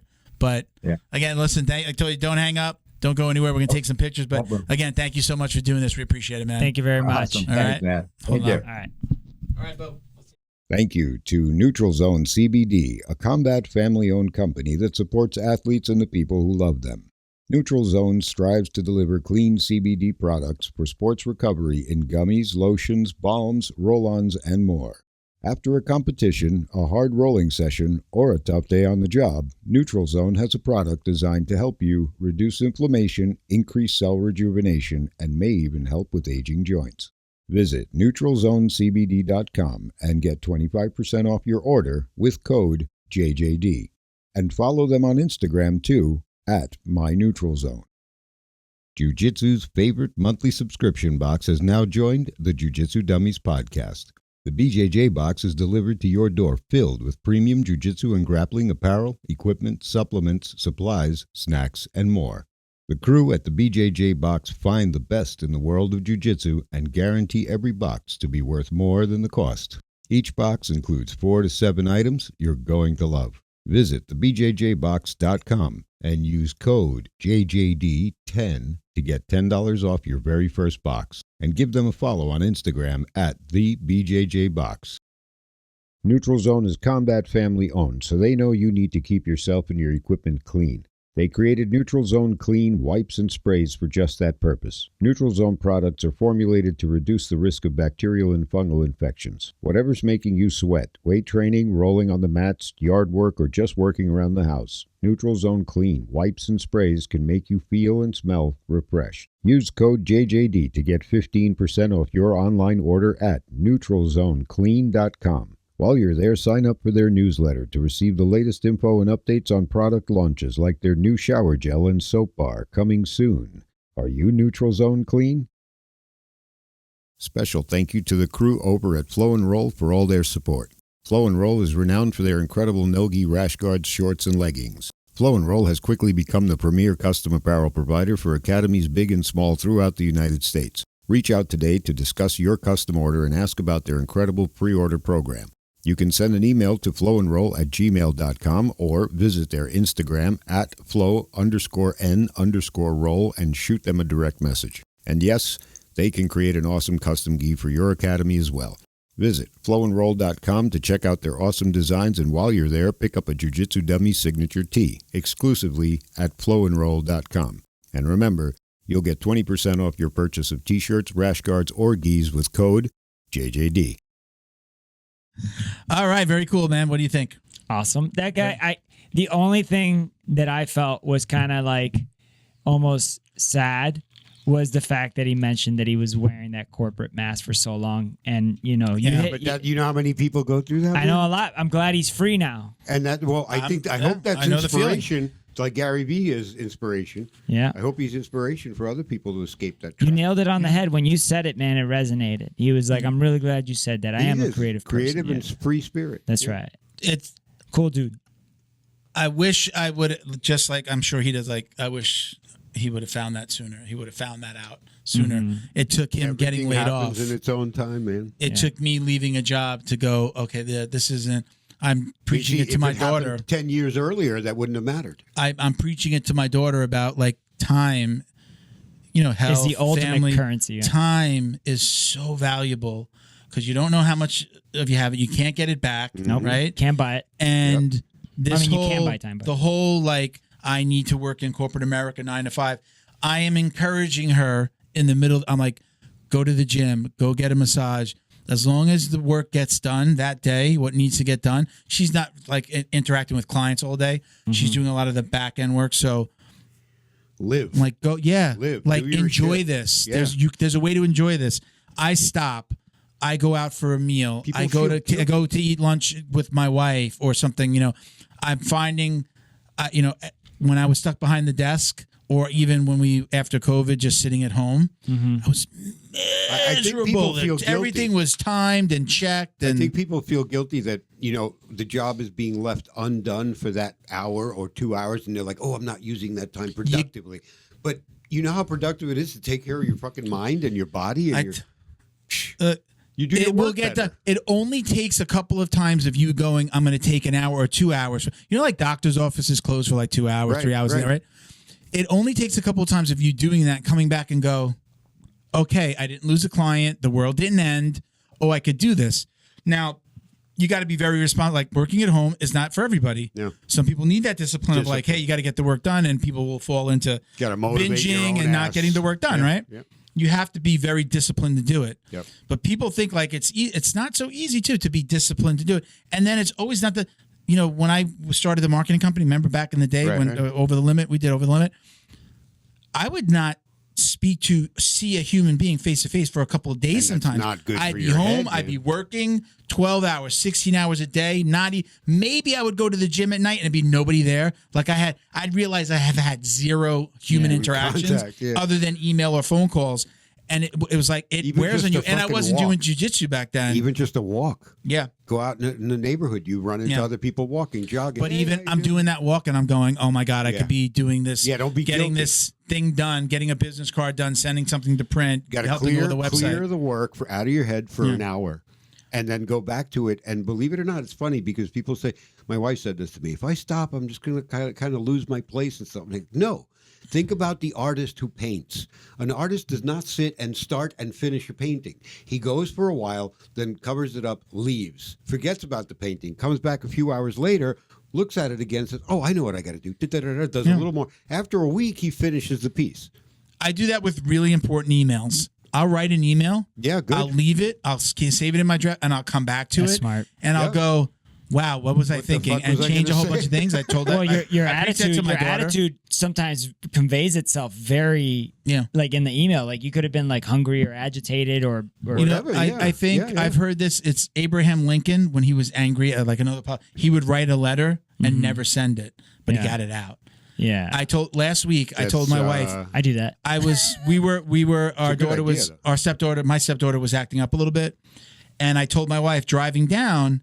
I had an entire. I went through speaking out loud the argument that I thought I was going to have with my daughter, like what I wanted to say. Right. And as I got further down and closer to the studio, I was less and less angry, and it just went away. And then when I talked to her, and I was able to, it was just a conversation. But I was just like, I'm going to say this, and I'm going to say that. And who do you think you are? If you shake but a I got bottle- it out, and then it went away. If you shake a bottle of soda, just open the cap a little bit and let the pressure out. That's all it is. And we do that, and that's exactly it's a technique of just releasing the pressure by. So your brain doesn't know that you're imagining something or you're actually experiencing it. So when you go through that motion and you're envisioning the argument, your brain doesn't know you're not actually having. I the feel argument. better. I feel better even though I haven't spoken to that person. I do it with my wife Right. too. So I'm when angry it at her. happens, when I do this with posts on Facebook, I get really pissed off. I want to say something and call the world a bunch of dicks, and then I save it, but I never actually post it. Yeah. I do that with emails. I learned because I was blowing up customers with emails, like you're a fucking asshole. Like, why aren't you answering me? And then they call me back. What? What the fuck? All right, so we don't want to run too long. Yeah. Listen, thank you everybody for joining us. Especially Marco. Marco, thank you for joining us. Yeah, we it's really really appreciate That was it. a great. It was Gen X, baby. inspirational. Gen X. We've got our rash guards and our shorts. The pre-order's still up. Don't forget to send your proof of purchase. If you purchase anything from any of our sponsors, including our stuff, send us a receipt. I still get a handful every once in a while. Send us a proof of purchase. We're going to enter you into our drawing for $250 of Jiu-Jitsu swag. So don't forget to send it. You can send it to @Jiu-Jitsu Dummies or info@Jiu-Jitsu Dummies. Excuse me. On Instagram @Jiu-Jitsu Dummies or info@Jiu-Jitsu Dummies. You can email it over. But I'm Milton Campus, Uncle Milty, BJJ on IG. JJD _DJJ69. Badworks. BADWERKS. I don't know why I said my name. Yeah. I sound I'm like a Milton fucking Campbell. radio station. Like, I'm Milton Campus. Thank you for joining us. I'm like, why did I I'm a just brown do that? belt training out of South Florida. Again, the intros. So again, again, @Jiu-Jitsu Dummies on Instagram, on Facebook. You can check us out at Jiu-Jitsu Dummies podcast on TikTok, and that's it. Thank you for watching and listening, everybody. Thank you, everybody. Peace, love, Jiu-Jitsu. Peace. Love, jiu-jitsu.